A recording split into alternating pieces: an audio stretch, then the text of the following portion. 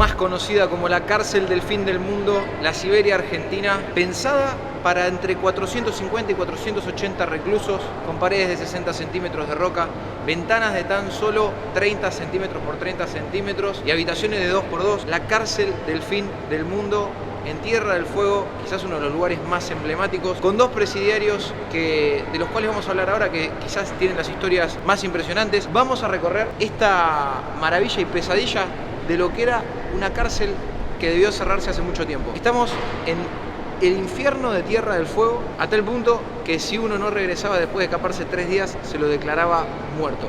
Imagínense, climas que llegaban hasta menos 20 grados, en una cárcel que hoy, calefaccionada, les puedo asegurar que hace frío. De esta manera vamos a recorrer la cárcel más austral del mundo y vamos a contarles algunas historias que seguramente no conocían. Vamos para allá. Recordemos, la construcción de la cárcel del fin del mundo comienza en el año 1902-1903 y se extiende hasta 1911. Algo que es muy curioso es que esta cárcel fue construida por los mismos presos, con todo el material que se juntaba, o sea, las rocas que se traían y demás. Ellos fueron los mismos que construyeron esta cárcel, en la cual algunos iban a quedar luego destinados a la misma. ¿Quiénes venían a estas cárceles? Aquellos que eran culpados por robos, asesinatos, estafas, algunos militares por deserción, eran aquellos que estaban destinados a venir a la cárcel del fin del mundo. Y ahora un dato muy importante, ustedes piensan en la cantidad de detenidos que tuvo. Bueno, más o menos como les habíamos dicho, había unos 480 más o menos reclusos cuando no había superpoblación. ¿Cuántos eran los encargados de cuidarlos? Como vemos acá, un guardia de seguridad, 250 era más o menos el personal que estaba destinado al confinamiento, al control del confinamiento de los internos. Otro dato que tiene mucho que ver con la naturaleza de este lugar. Imagínense, amigos, la cárcel del fin del mundo era simplemente un perímetro de alambre, ¿sí? No había muros externos. ¿Por qué? Porque justamente lo que se buscaba era que en esta isla no haya ningún tipo de necesidad de ir a buscar a quienes escapan, porque las condiciones climáticas y también de que no había nada alrededor de esto más que las viviendas de las personas que trabajaban en esta cárcel, aquellos que no volvían generalmente morían a la intemperie. Por eso yo les había comentado al principio que si a las 72 horas no se reportaban, se los declaraba muertos. Estamos en el final de uno de los pabellones que conectan el hall central. Recuerden, cada pabellón es un brazo de 75 metros que llegan hasta una cabeza de martillo. Así lo diseñó Catelo Muraglia, el italiano que diseñó la cárcel del fin del mundo. Esta es la parte de los baños. Imagínense, yo les puedo asegurar que acá hace frío y está calefaccionado. Esta es la parte original, digamos. Estas son las duchas. Recuerden que se bañaban con agua helada. Hay muchos mitos acerca de que a veces se los castigaba y se bañaban directamente con agua helada. Otros contaban los internos que el último que se bañaba llegaba con el agua helada. Esta parte, bueno, son baños comunes. Imagínense que no hay, obviamente, acá no hay ningún tipo de sanitario. Eran simplemente agujeros que daban con las cloacas. Y las duchas que acá las flores no están, pueden que no haya estado nunca. Esta parte que nos vamos a encontrar ahora es bueno, está casi todo original, tuvo algunas modificaciones cerca de la Guerra de Malvinas porque las instalaciones fueron utilizadas y en esta parte, bueno, se pueden ver los lavamanos. Como les dije, este es el final de cada pabellón, estaba constituido de la misma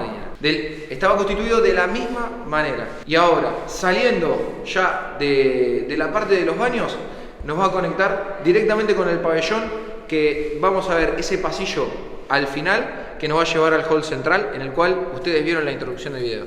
Si bien en 1902 ya había una cárcel militar en las Islas del Estado, esa cárcel, por un motín en 1902, decidió ser cerrada. ¿Por qué? Porque obviamente el clima y las inclemencias de ese lugar eran insoportables. Ahí comienza la construcción de esta cárcel, que va a ser llamada la cárcel del fin del mundo. Diseñada por Catelo Muraglia, un italiano que decide conectar un hall central con 5 brazos que van a ser justamente estos pabellones. Este es el más antiguo. Acá nos encontramos en el pabellón más antiguo y yo quería que lo recorramos para que ustedes vieran de qué manera vivían los presos o los internos de esta cárcel. Recuerden que la capacidad era entre 400 y 480 internos, con 70 y pico de celdas. Digo 70 y pico porque a veces alguna está en funcionamiento, a veces no. Hasta se ha llegado a usar la caballeriza como pabellón, en el cual convivían entre 40 y 50 reclusos. Imagínense las condiciones, el frío. Cada habitación tiene una pared de 60 centímetros que ahora les quiero mostrar en una de estas celdas, yo le digo habitaciones y está mal, porque estas son celdas y este lugar era el infierno, literal. Bueno, vamos a entrar en una de las celdas que a mí no deja de impresionarme. Acá, ¿por qué les quiero mostrar estas? Van a ver que después en el recorrido de todo el video van a modificarse. Estas son las que se mantuvieron de manera original. El piso era este y las paredes están hechas de piedra de autóctona de la zona. Está pegada como por una especie de asbesto. Si no lo quiero tocar porque se cae, es como un barro, no es cemento. Miren las ventanitas de unos 40 centímetros por 40 centímetros, 30 centímetros por 30 centímetros. Algo muy pequeño, con una luz que, imagínense, en cierta etapa del año, acá había 4 horas de luz, 5 horas de luz. Encierro, frío, muchas veces torturas, esas cosas que claro, obviamente no son parte del relato oficial, pero sí son parte de los relatos de la gente que estuvo acá adentro. Obviamente algunos salieron vivos, otros no. El caso del Petiso Orejudo, uno de los presos más famosos de la historia argentina, por ser el primer asesino serial que tuvo nuestro país, bueno, él murió aquí, en la cárcel del fin del mundo. Acá tenemos una de las calderas que calefaccionaban el lugar. Obviamente este sistema no existía, no había gas. Todas estas calderas eran calefaccionadas a leña. Y acá nos va a tirar otro dato, que es que los presos que cumplían condena y tenían buena conducta eran enviados a buscar leña. La leña era para abastecer no solo el complejo de la prisión, sino también al pueblo de Ushuaia. Imagínense que no, o sea, el premio para aquel que se portaba bien era ir a cortar leña a la intemperie. Nos encontramos en la planta alta del pabellón más antiguo, por eso yo les decía que tiene 2 plantas. Cada pabellón son 76 celdas y vamos a hablar un poquito acerca de la construcción de este penal. Voy a hablar de algunas modificaciones. Esta luz natural que ustedes están viendo ahora no era así. Claramente esto era mucho más oscuro. ¿Por qué? Porque eso que ven ahí son chapas transparentes, esto es prácticamente nuevo. Son modificaciones que se han hecho para preservar el museo y para que tenga más luz, pero no eran así de ninguna manera.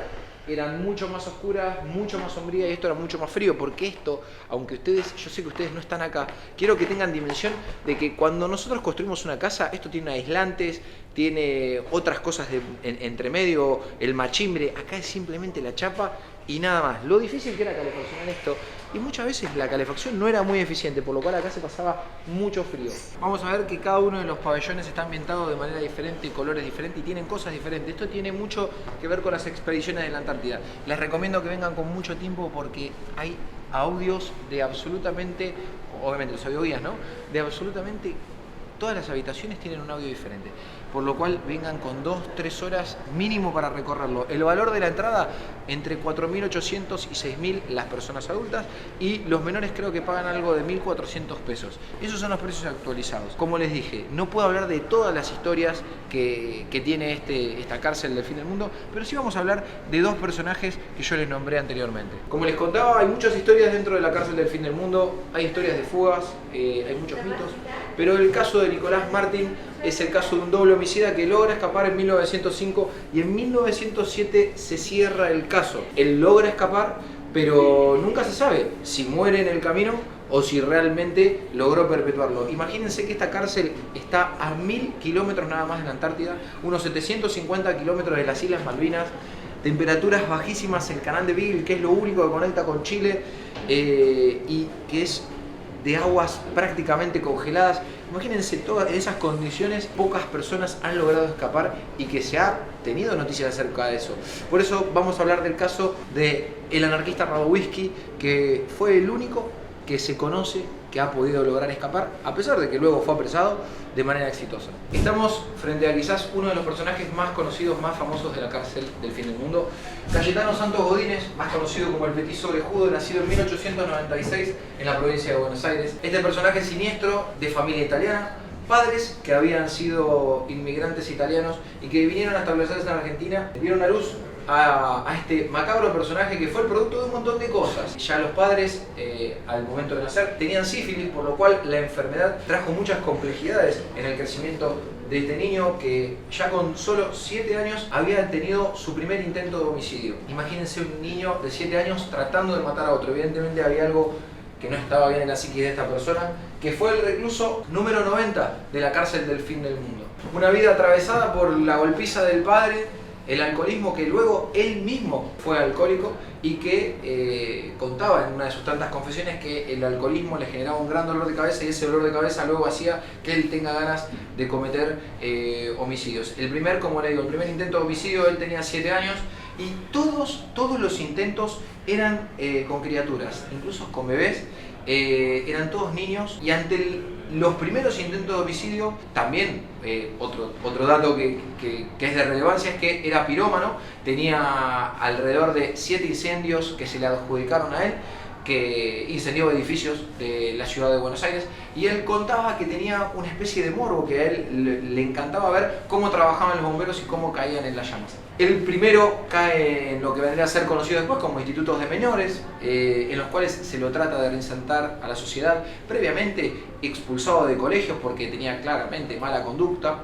Y tenía una conducta que, según los especialistas de la criminología, es indicio de que una persona puede ser un asesino serial en potencia, que es la tortura y el martirio de animales. El padre Cayetano Santos Godínez se encuentra en la habitación de él una caja llena de aves muertas, y ante eso se alarma y llama a las autoridades, obviamente que lo tenían que dejar ir, no solo por ser menor, sino porque no había un claro delito, sino que había más que nada una preocupación de un padre que ya era bastante un desastre. Ahora vamos a hablar de un hecho que quizás van a creer que es un hecho aislado, pero que tiene que ver con su muerte. Hubo un día que Cayetano decidió, en su mente siniestra, agarrar a la mascota del penal, que era un pequeño gato, y lo tiró a las leñas matándolo. Se prendió fuego vivo, a lo cual los demás reclusos no lo tomaron de buena manera. Ese día Cayetano recibe una de las golpizas más grandes que recibió en su vida, quedando internado unos 20 días más o menos en el hospital. ¿Por qué les digo que lo conectan con su muerte? En el año 1944 Cayetano muere dentro de la cárcel del fin del mundo, y se dice que muere por una úlcera intestinal que tenía, a lo cual esa es una de las versiones. Digamos, la versión oficial es que él muere por una úlcera, y la historia extraoficial dice que murió por los golpes recibidos debido a este hecho que cometió, este acto que cometió de, obviamente, una persona totalmente perturbada y enferma, que fue matar por diversión a la mascota del penal. Un dato que quizás ustedes no entenderán de qué es. Bueno, esta soga que tiene en la boca el petiso orejudo la llevaba en el pantalón y era con la que lo encontró un oficial, justamente uno de los intentos de homicidio, ya que, bueno, una de las maneras en la que este personaje asesinó también a varias de sus víctimas fue con una soga ahorcándolas.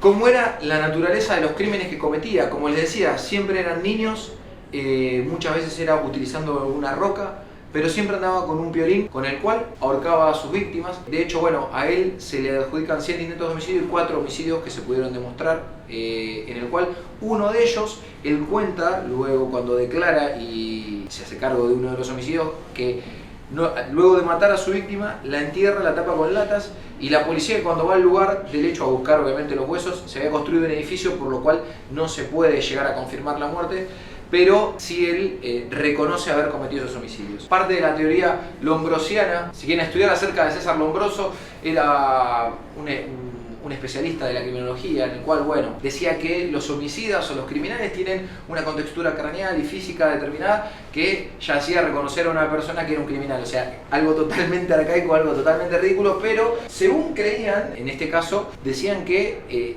la causa por la cual el petiso orejudo cometía todos los delitos era porque tenía orejas grandes. Entonces, ¿qué hicieron? Bueno, decidieron cortarle las orejas, como si la maldad vendría de las orejas. No venía de las orejas, claramente, amigos, esto es una animalada lo que se había cometido, pero lo hicieron. Previamente también me olvidé de contarles que él, antes de venir a la cárcel del fin del mundo y antes de ir a otro penal, él está en una institución psiquiátrica, porque la primera sentencia que recibe en contra, dicen que es inimputable, pero que tiene que estar en un lugar especial para el cuidado de personas con perturbaciones psiquiátricas. En ese psiquiátrico él ataca a 2 personas, uno en silla de ruedas y otro en una cama. Fíjense que todos los delitos y todas las víctimas que recorren la vida de este personaje siniestro son personas que se encuentran en situaciones de vulnerabilidad, de desventaja. Eran todos niños, y si no eran niños eran personas con discapacidad. Era parte del modus operandi que me gustaría que vean también en la habitación, porque esto van a tener que buscar más información ustedes. Yo no puedo ponerme a hablar acerca de cada uno de los crímenes que cometió, porque son bastante extensas cada una de las causas. Si quieren pueden ver el video de Damián Cook, que es un crack y que él cuenta mucho acerca de la historia de él, pero en la habitación van a encontrarse con fotos de la época, con descripciones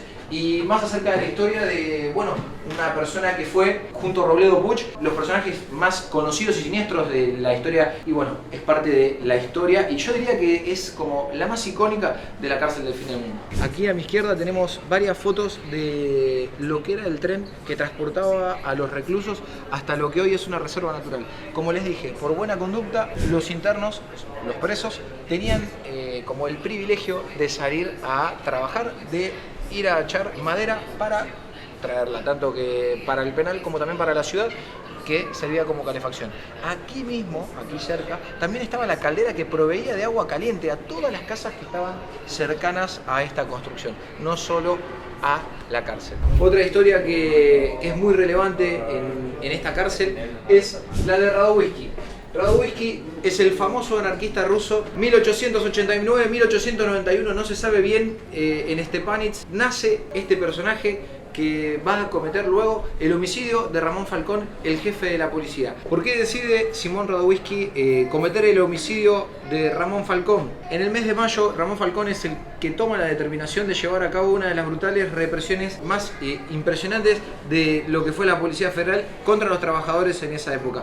Meses después, luego de planearlo, el movimiento anarquista decide que sea Simón Radowisky quien, el día 14 de noviembre de 1909, le coloque debajo del carruaje a Ramón Falcón un explosivo. O sea, no es debajo, sino que se acerca, lo arroja y muere en el momento, no solo él, sino también su ayudante, quienes venían del entierro de justamente un comisario amigo de él. Simón Radowisky, en el momento que comete el delito, intenta escapar, y cuando se ve que está arrinconado y lo están por apresar, decide dispararse en el pecho con tanta mala suerte que no lo logra y es detenido. En esa época, el acto cometido por Radowisky era un acto de sedición. Por lo tanto, Radowisky iba a ser fusilado. Iba a haber un pelotón de fusilamiento que iba a acabar con su vida. ¿Qué es lo que sucede? Logran enviarle un certificado de nacimiento a la justicia en el cual decía que él era menor de edad en el momento de cometer el crimen, por lo cual no podía ser fusilado. Eso es lo que llevó a este personaje a estar destinado a la cárcel del fin del mundo. El 7 de noviembre de 1918 va a llevar a cabo uno de los hechos más difíciles que uno puede creer que puede cometer una persona que está dentro de una cárcel como es esta. Yo les puedo asegurar que si ustedes vieran las condiciones naturales y vieran lo que es escapar de la cárcel, dirían, es imposible. Bueno, hay una teoría que es la más firme, y es que Radowisky tenía dentro de la cárcel una persona que fue cómplice. Ese día Radowisky, con la cabeza agacha, sale vestido como si fuera un guardia de seguridad de la cárcel. Y una vez que logra escapar, había un cómplice, un anarquista, que lo estaba esperando en una pequeña barcaza para cruzar a Chile. Luego de 4 días de navegar, logran alertar con que había una pequeña barca que lo llevaba a Radowisky como, obviamente, un prisionero que se había fugado. Cuando lo interceptan, él se tira del barco y va nadando hacia la costa. O sea, esto es una locura. Empapado con todo el frío, logra escapar igual, pero bueno, al poco tiempo él es apresado. Cuando se tira al agua y empieza a nadar por las aguas de las tierras fueguinas, va con sentido a Punta Arenas, en Chile, donde es apresado. Lo vuelven a enviar a la cárcel del fin del mundo, donde va a cumplir 12 años de prisión, y 2 de los primeros en castigo. Amigos, imagínense, 2 años en solitario. Solitario, entiéndase, sin luz, castigado, obviamente humillado. Dicen que se lo torturó bastante, y a pesar de eso, el tipo estuvo 12 años, los resistió y logró salir vivo de la cárcel del fin del mundo, que no es poco. Y acá tenemos la famosa foto que recrea ese momento, en la cual yo creo que esto está bastante exagerado. Radowisky acá está bastante gordito para lo que realmente fue en su momento, estaba muy delgado. De hecho, el traje, salían en harapos. El traje se lo dieron justamente compañeros de militancia anarquista. Radowisky obviamente no iba a terminar ahí, pero nadie iba a creer que iba a terminar peleando en la Guerra Civil Española para los republicanos, batalla luego perdida, como ya todos sabemos en la historia, más o menos por el año 1937. Llevó a Radowisky a dar una vuelta por el mundo, a hacer un trotamundos, y acá en la celda podemos ver incluso hasta alguna correspondencia con la cual se ha comunicado en algún momento de su vida. En 1956, esta persona que era Simón Radowisky bajo el nombre de Raúl Gómez Saavedra, va a morir en México. Sí, obviamente después de haber perdido lo que fue la batalla de los republicanos en España, Simón decide exiliarse a México y modificarse el nombre, cambiarse el nombre para no ser perseguido. Ya estaba convencido de dejar la lucha y de militancia que llevaba hace tantos años, y muere de lo que se cree que fue consecuencia de una tuberculosis que él había agarrado hacía mucho tiempo y que en el año 1956 terminó con su vida nada más y nada menos que en Centroamérica, en México. Y ahora nos encontramos en la réplica del Faro de San Juan. Esto es una cortesía del museo porque este lugar se encuentra cerrado por cuestiones de COVID. Nos habló alguien del museo acerca de este lugar y la verdad que es increíble cuando les cuente. Este es la recreación del Faro del Fin del Mundo, del cual habla Julio Verne, y que nunca visitó esto que estamos viendo ahora, que es una recreación. Se encontraba... Era el faro más austral del mundo y se encontraba en este pequeño estrecho que van a ver acá. Esto está en la isla de los Estados, más al sur incluso que Ushuaia, y estaba dentro de lo que era el estrecho de San Juan, como le dicen los franceses, lo que es San Juan, que es San Juan. Y bueno, hay fotos originales de 1896, el faro se construyó en 1884 y era el faro más austral del mundo. Algo que quería mostrarles era que justamente se hizo el rescate de lo que vendría a ser la columna principal, por así decirlo, el mástil principal. Este es el original y esta era la cúpula que se encontraba en la parte superior. Se trajo directamente de la isla de los Estados. Y otra cosa que nos marcaron, que está muy buena, que todos los restos que van a ver acá son todos restos que estaban debajo del faro, incluso las maderas originales, y todas se encontraban, todos estos eran objetos que se encontraban debajo. Incluso pueden ver huesos de animales y maderas que, amigos, tienen más de 100 años. En la habitación del múltiple homicida conocido como el Místico, quiero contarles cuál era el objetivo de esta cárcel. Si bien antes había una colonia de prisioneros, que no era justamente esta cárcel, sino que era una colonia de mujeres y una colonia de hombres, tenía varios significados la construcción de la cárcel del fin del mundo. Uno era para establecer la soberanía argentina y poder de esta manera perpetuarla. ¿Qué quiere decir esto? Era necesario empezar a poblar este lugar porque ya se sabía que toda esta zona en algún momento iba a ser querida, tanto por Chile como obviamente por otras potencias colonizadoras. Eso por un lado. Por el otro, lo que se buscó era lo mismo que hizo Inglaterra con Australia, que era llevar a todos aquellos presos peligrosos o todos aquellos presos políticos o todo aquello que se quería que también sea como una especie de castigo ejemplificador, se los mandó a una isla. Claro, imagínense, los ingleses lo hicieron en Australia, pero en Australia las condiciones climáticas ni siquiera eran estas.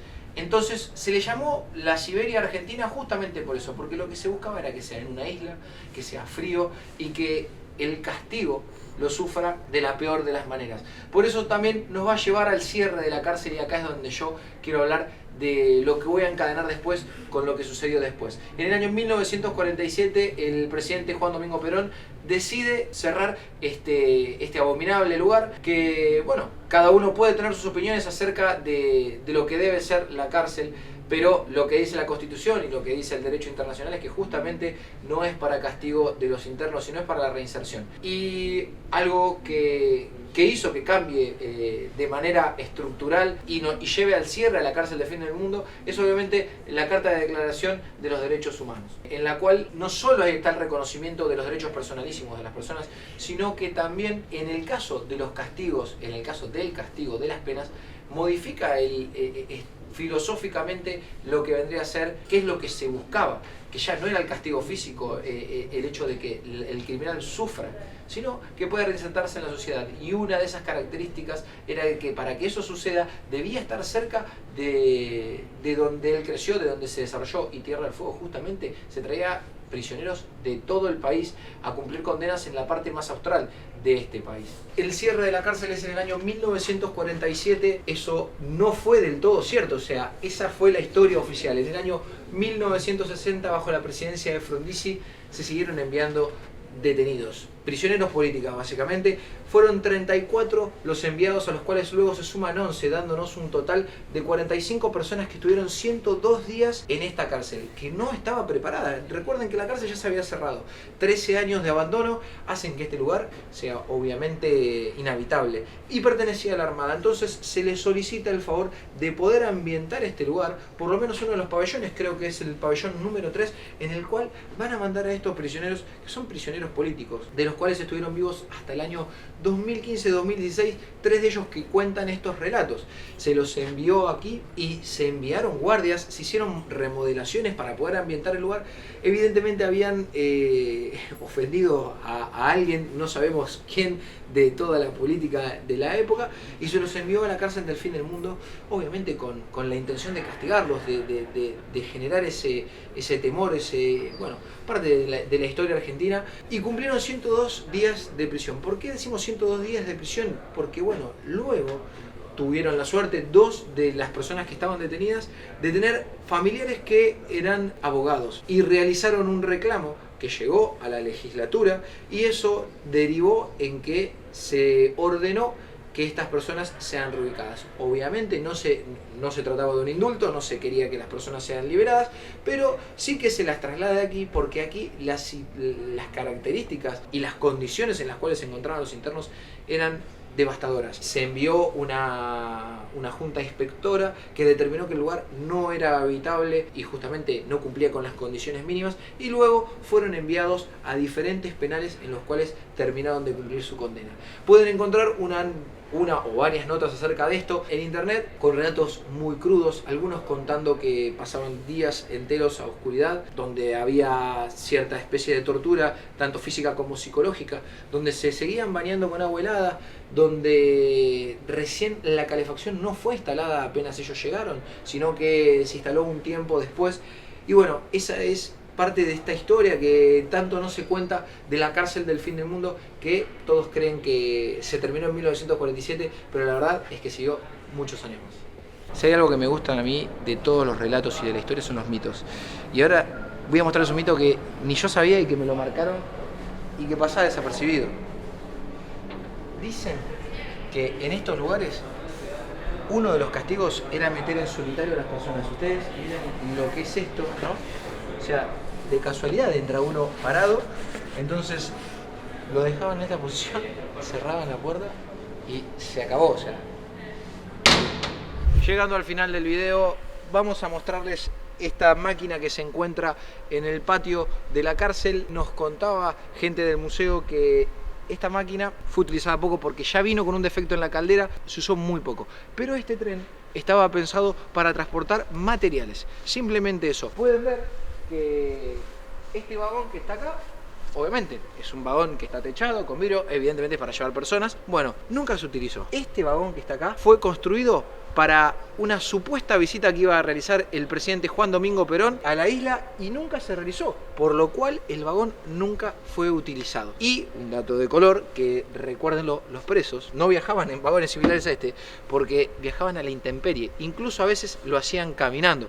Por lo tanto, con respecto a eso, no sé si es mito o no, pero viajaban a la intemperie. Con respecto a este tema de la intemperie, el tema del frío, hubo una persona que me dijo, acá hay que terminar con el mito acerca de que andaban en bolas, por así decirlo, ¿no? Y hay fotos que lo documentan, que es cierto que en invierno, hay fotos que se las pueden ver, las personas usaban calzoncillos largos, pantalones, remeras largas, saco sobre todo, y se les permitía tener ponchos. O sea, estaban muy abrigadas las personas acá, y hay fotos que avalan esta teoría. Obviamente, con todo eso incluso vos vas a pasar frío igual, porque esto era el infierno, pero no era que tampoco se les daba ropa. Imagínense que también una persona en esa situación era muy poco probable que sobreviva, o que las enfermedades los terminen matando, y que, bueno, uno en su cabeza ve las fotos, ve las imágenes, los uniformes a raya, y ¿a qué lo remonta? A los campos de concentración nazis, a los fríos que padecían en los campos de concentración. Esto no era un campo de concentración, era una cárcel con unas condiciones mucho mejores que las de un campo de concentración, y la comparación es bastante odiosa, pero ¿qué es lo que yo digo? El tema del frío. El tema del frío acá es extremo. Muchos de los campos, incluso como pueden haber visto en Auschwitz cuando hice el vlog, el frío era extremo. Ahora sí, llegamos al final de este vlog. Desde la cárcel del fin del mundo, la cárcel más austral, un lugar que yo quería conocer, que se encuentra en Argentina, en Tierra del Fuego, más precisamente en Ushuaia, más allá de ser una experiencia muy linda y que van a aprender muchísimo, y más allá de las opiniones personales que puede tener cada uno, les puedo asegurar que es un lugar muy triste, en el cual cuando uno realmente entra en un calabozo, se sienta y se queda un rato y siente el frío y siente lo peor que le puede pasar a un ser humano, que es la pérdida de libertad, ahí realmente se da cuenta de la tristeza. Y como siempre les digo, amigos, piensen que cuáles son las penas más graves de todas. Son las de prisión perpetua. Ni siquiera les diría la pena de muerte, porque la pena de muerte hasta muchos han sentido liberación en el momento de recibir la condena. Pero la pérdida de libertad, eso es una de las peores cosas que se le puede hacer al ser humano, y por algo, justamente las penas en el Código Penal se trata de pérdida de tiempo, de que a uno le quitan la libertad, le quitan muchos derechos, le quitan muchos privilegios, pierden años de su vida. Por eso siempre recalco, tanto en mis streams como en mi contenido, que lo principal en todo, en la vida, es ser buena persona. Cuando uno es buena persona, todo lo que viene después es totalmente innecesario. ¿A qué voy? Que si uno es buena persona no tiene por qué terminar en un lugar como este. ¿Hay injusticias? ¿Hay gente que ha terminado acá de manera injusta? Sí, sin duda. No es la gran mayoría. El sistema muchas veces no funciona. Uy, no lo puedo creer. ¿Que existen las injusticias? Las existen. Porque obviamente la palabra existe y hemos visto un montón de casos. Y ha habido gente que, siendo inocente, ha terminado presa de una condena, presa de la decisión de una persona o de varias personas, o simplemente de que la justicia no cumple bien su función. De todas maneras, estos lugares están buenos para recordar todo eso. Como siempre les digo, tratar de ser buenas personas, de tener buena conducta, poner el amor al prójimo por delante de todo. Y sobre todo para el crecimiento personal, y tratar de no terminar en lugares como este. Espero que les haya gustado el vlog, que le tiren un like, que se suscriban al canal, y bueno, nada, espero que les haya gustado porque llevó mucho trabajo, muchos días de grabación. Este es el final del viaje, así que muchas gracias Tierra del Fuego, muchas gracias Ushuaia y muchas gracias Argentina, el país más lindo del mundo. Nos vemos.